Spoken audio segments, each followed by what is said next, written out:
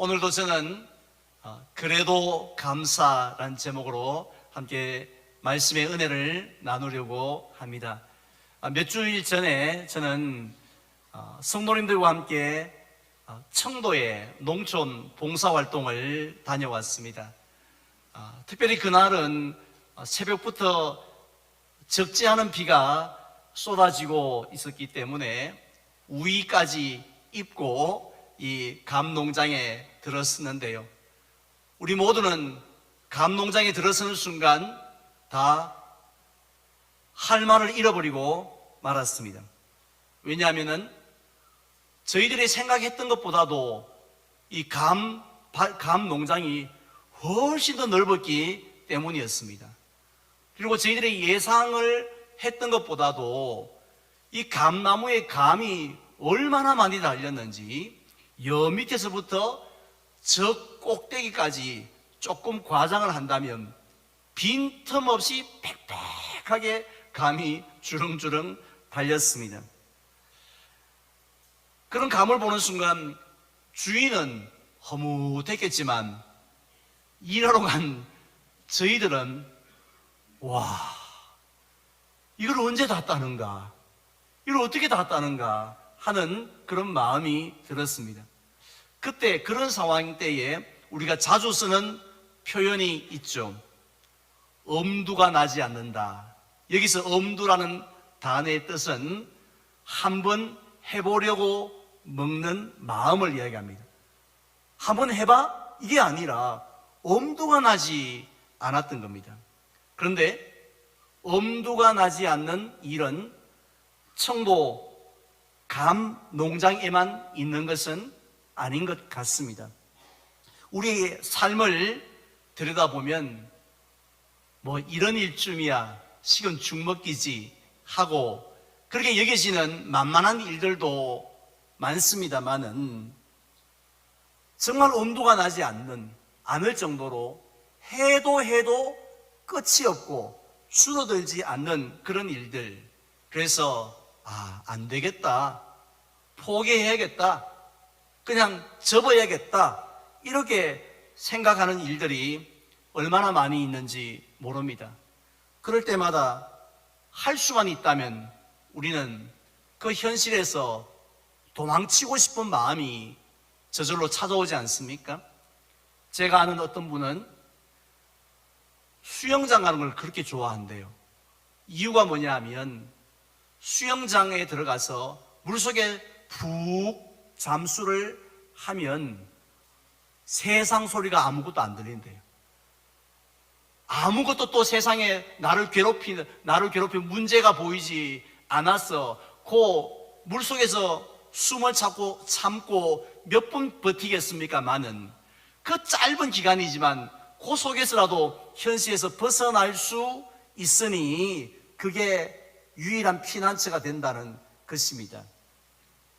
정말 몇 달이라도, 아니 단 며칠이라도 이 현실에서 좀 이 문제 앞에서 벗어났으면, 열외되었으면 좋겠다 이렇게 싶을 때가 있지 않습니까?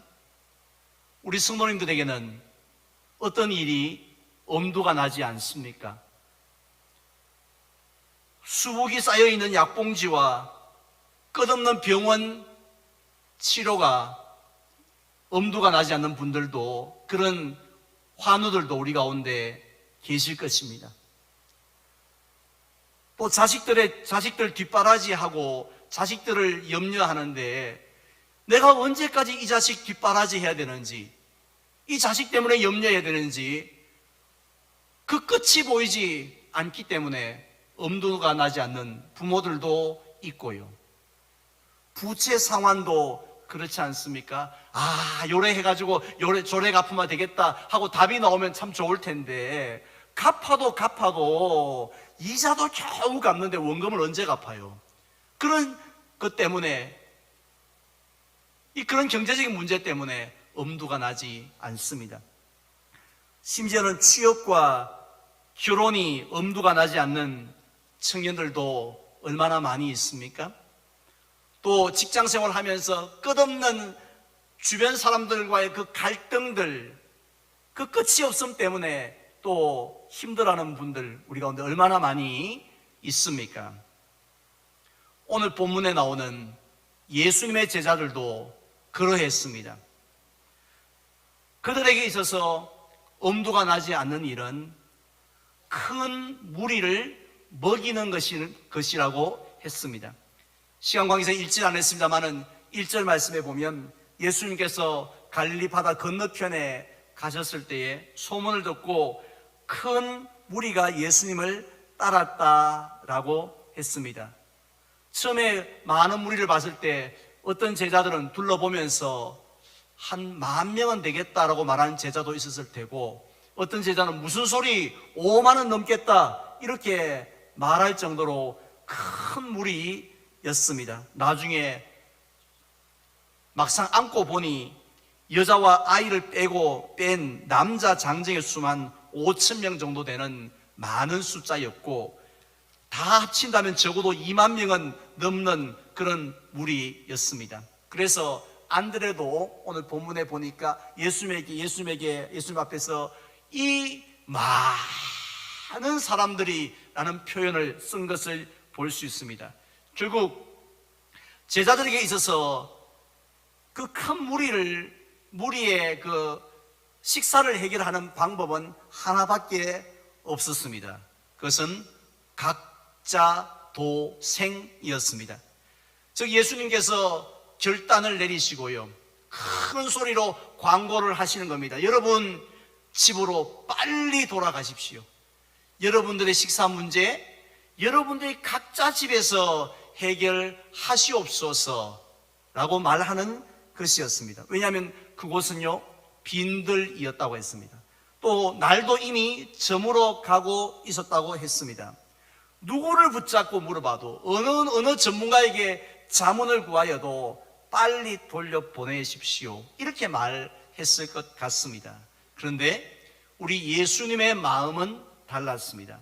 똑같은 사건이 기록된 마가복음 6장에 보면 예수님은 그 큰 무리를 보시고 제자들과 다른 마음을 가지셨는데 그 목자 없는 양 같음으로 인하여 불쌍히 여기셨다고 했습니다.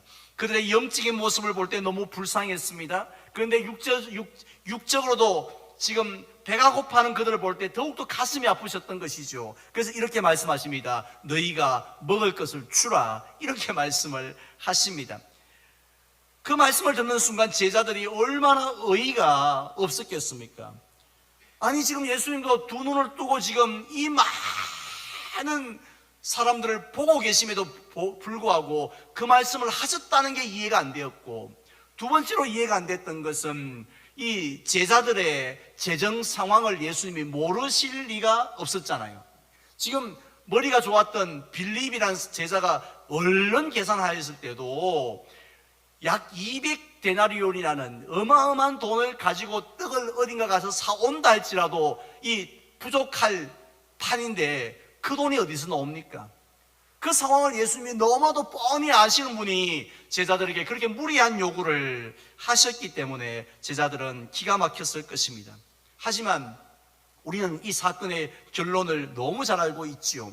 12절을 보면 그들이 다 배불리 먹은 후에, 한 명도 예외가 없이 다 배불린 후에 보니까 먹다가 먹고 남은 조각이 있다는 것입니다. 그 조각을 거두어서 이렇게 모아보니 무려 12바구니에 차고 넘쳤다라고 했습니다.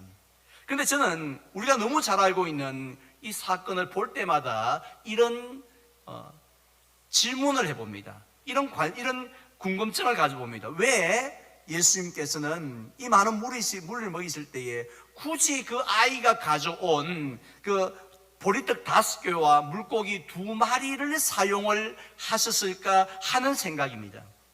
사실 우리 예수님의 능력은 제한이 없으시지 않습니까? 못하실 일이 없으시잖아요. 전능하십니다. 우리가 지난 10월 한 달 동안 계속해서 이 요한복음에 나오는 예수님의 이적들을 살펴보고 있는데, 첫 번째 이적이 무엇이었습니까? 물로 포도주를 만드셨던 그 능력의 이적.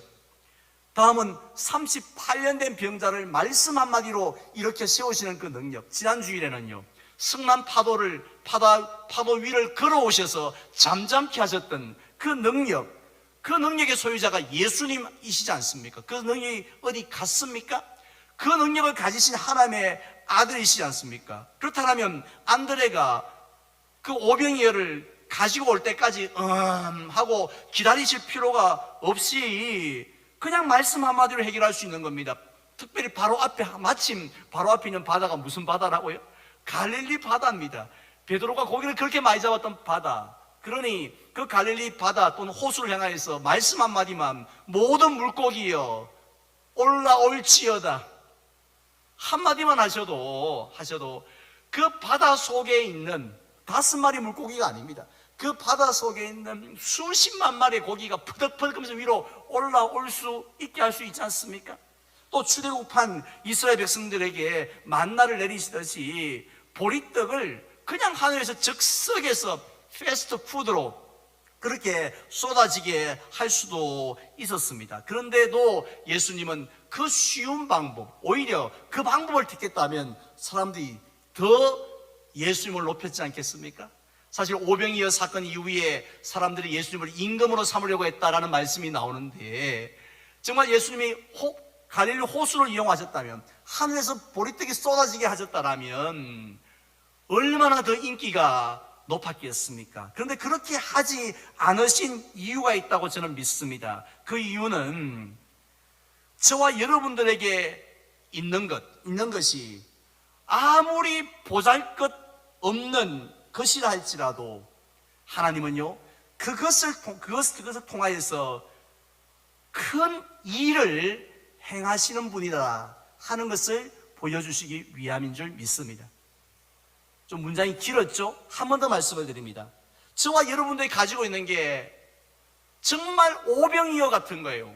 나 혼자 먹어도 부족할 것 같은 너무 초라한 것입니다. 그래서 우리들은 이것 가지고 뭐 하려고 엄두도 내지를 않습니다. 하지만은 하나님은 그 보잘것없는 것을 가지고 우리가 상상도 못했던 놀라운 일들을 행하실 수 있는 분이라는 것. 그래서 우리 보고 기죽지 말라고, 낙심하지 말라고, 네가 가지고 있는 것이 작다고 해서 그것 때문에 흔들리지 말라고 우리에게 교훈 주시기 위해서 그렇게 역사하셨는 줄 믿으시면 아멘 합시다. 우리는 흔히 내게 있는 것이 대단할 때는 얼굴에 여유가 생깁니다. 웃습니다. 어깨에 힘을 주기도 합니다. 남들보다도 대단한 성적을 가진, 내신 등급을 가진 우리 중고등부 친구들이 있다라면, 남들보다도 더 좋은 환경 속에 있다라면, 우리들은 남들보다 더 좋은 그런 아파트가 있다라면, 그런 또 백이 있다라면 우리는 그것 때문에 자신만만해 합니다. 세상 겁낼 것 없습니다. 하지만 내가 갖고 있는 걸 내가 너무 잘 알잖아요. 남들이 볼 땐 오, 그 집 대단하다 말하지만 내가 내 형편을 너무 잘 알지 않습니까? 근데 내가 가지고 있는 것이 너무 초라하다는 것, 너무 보잘것 없을 때는 어떻게 합니까? 부끄러워합니다. 낙심합니다. 나는 아무것도 할 수 없다라고 생각을 합니다. 그런데요, 하나님은 그렇게 생각하지 않으시고, 우리를 내 것을 바라보고 우리처럼 생각하지 않으신다는 것을 여러분 기억하시기를 바랍니다. 이것이 오병이어 사건의 핵심입니다. 모세 지팡이를 한번 볼까요?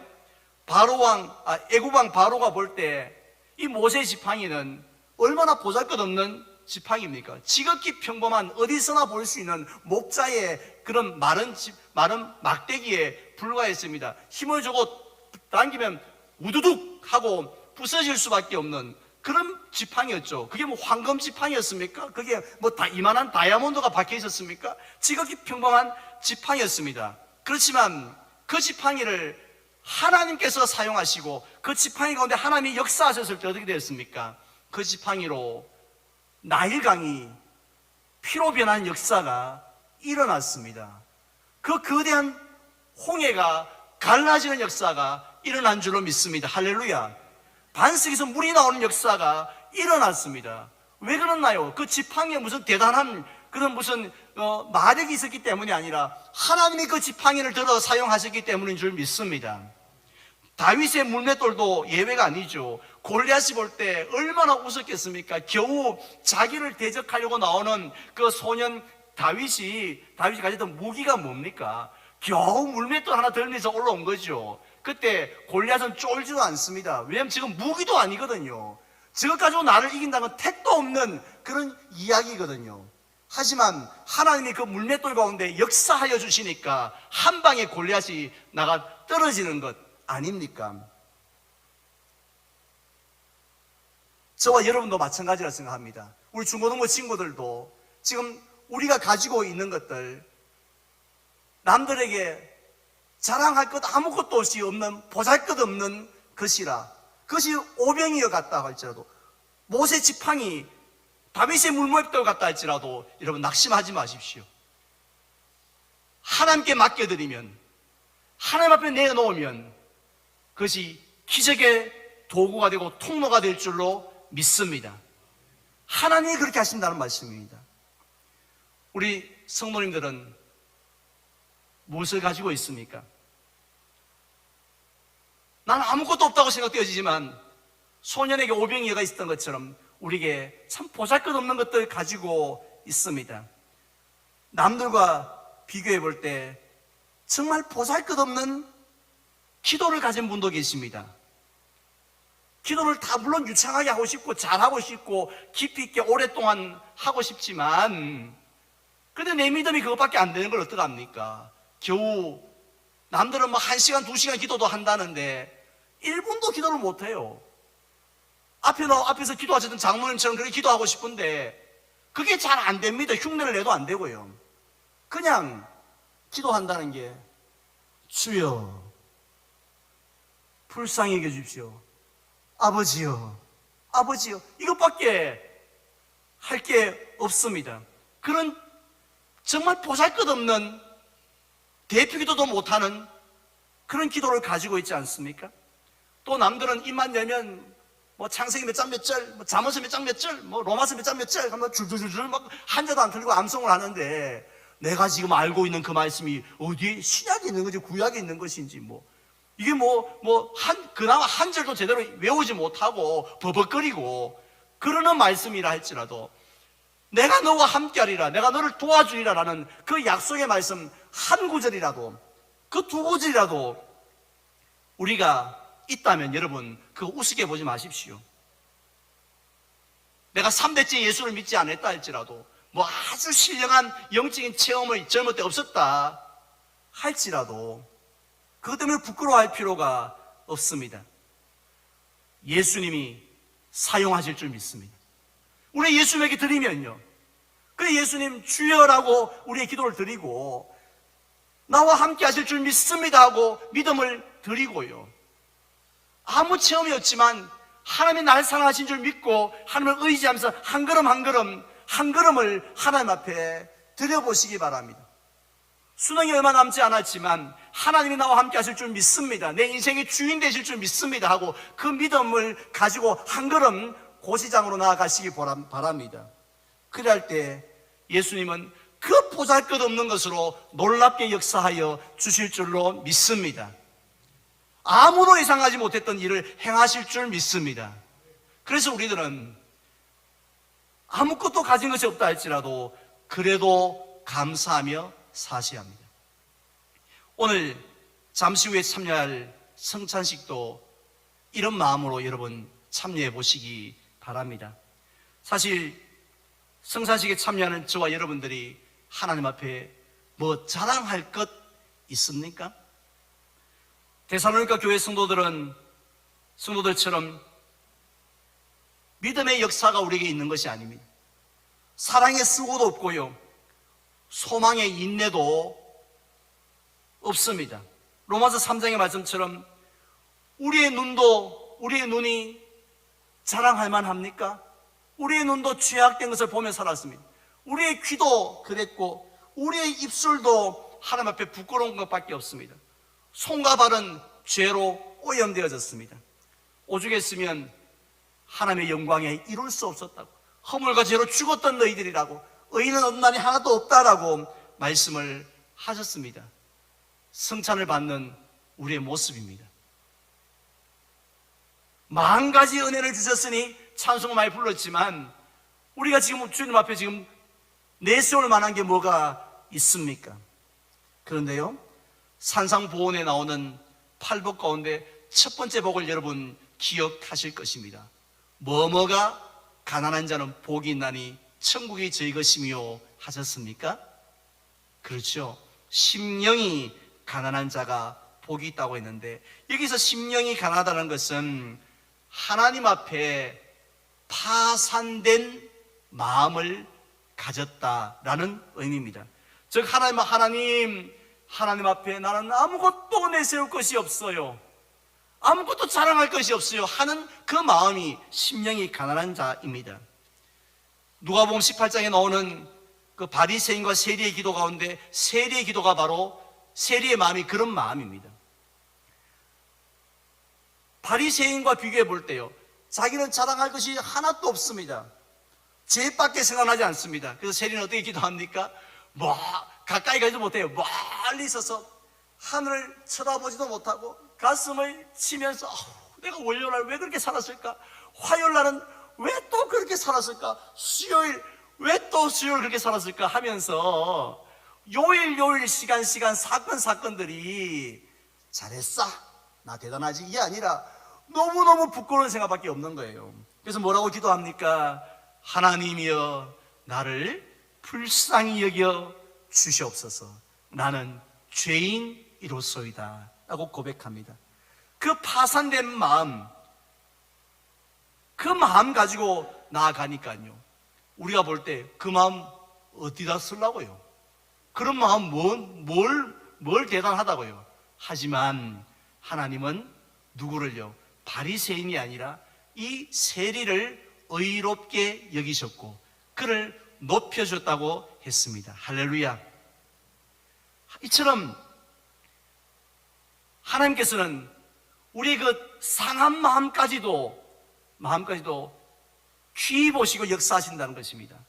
오늘 우리도요, 그 세리처럼 가난한 심정으로 성찬에 참여해 보시기 바랍니다. 넉넉한 마음이 아니라, 나만큼 예수 믿는 사람이 있나 와라, 그 마음이 아니라 정말 가난한 마음으로 그 성찬에 참여해 보시기 바랍니다. 그러면 오늘 6장 47절 말씀에 보면 나를 믿는 자는 영생을 가졌나니 내가 곧 생명의 떡이라는 말씀이 있습니다. 우리가 그 마음으로 성찬에 참여하면 예수님은 생명의 떡으로 우리에게 역사하여 주실 줄 믿습니다. 비록 우리는 떡을 먹고 잔을 받습니다마는 똑같은 떡, 똑같은 잔이지만 이 가난한 마음 가지고 우리가 성찬에 참여할 때에 생명의 떡으로 역사하신다고. 그 말씀은 우리에게 영생을 주시겠다는 그 말씀 아닙니까? 세상의 돈으로 명예로 채울 수 없는 우리 영혼의 배고픔과 목마름을 해결해 주시겠다는 말씀 아닙니까?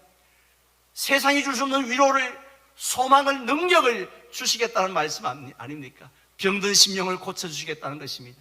또 낙심한 자들에게 소망을 주시겠다는 말씀입니다. 새롭게 일어서시는 용기를 주시겠다라는 말씀이지 않습니까? 왜냐하면 예수님이 참된 양식이요 참된 음료가 되시기 때문에 그렇습니다. 이제 저는 말씀을 맺고자 합니다. 오늘 우리는 오병이어 사건을 통해서 주님의 음성을 들었습니다. 예수님은 우리가 엄두도 낼 수 없는 그 상황 속에서 우리의 문제의 숫자를 세하려는 것이 아니라 주님을 바라보기를 원하십니다. 그 주님은 어떤 주님이십니까? 내게 있는 오병이어조차도 사용하신 분이십니다. 믿음으로 드릴 때에 오병이어라 할지라도 5,000명을 먹이는 역사를 베푸시는 그런 하나님이시기 때문에 내게 젊음이 없고 내게 물질이 없고 내게 없는 건 많다 할지라도 조금 그래도 있는 것, 하나님이 내게 맡겨주신 것, 그것을 주님 앞에 드려보십시오. 그것으로 이기게 하실 줄 믿습니다. 하나님을 경험하게 하실 줄로 믿습니다. 성찬식도 마찬가지입니다. 부서진 마음으로 주여 나를 불쌍히 여기소서, 죄인입니다 하고 그 잔을, 떡과 잔을 받아보십시오. 그리하면 놀라운 역사가 일어납니다. 하나님은 먼저 우리의 그 성찬을 통해서 영광을 받으시고요. 그리고 그 뜻 가운데 장 가운데 임하셔서 우리 가운데 역사하여 주실 줄로 믿습니다. 병든 자가 고침을 받습니다. 우리 마음속의 모든 어둠들이 예수의 이름으로 떠나갈 줄 믿습니다. 이와 같은 하나님의 역사를 경험하는 그런 실제적인 성찬식 되시기를 주님의 이름으로 축원을 드립니다.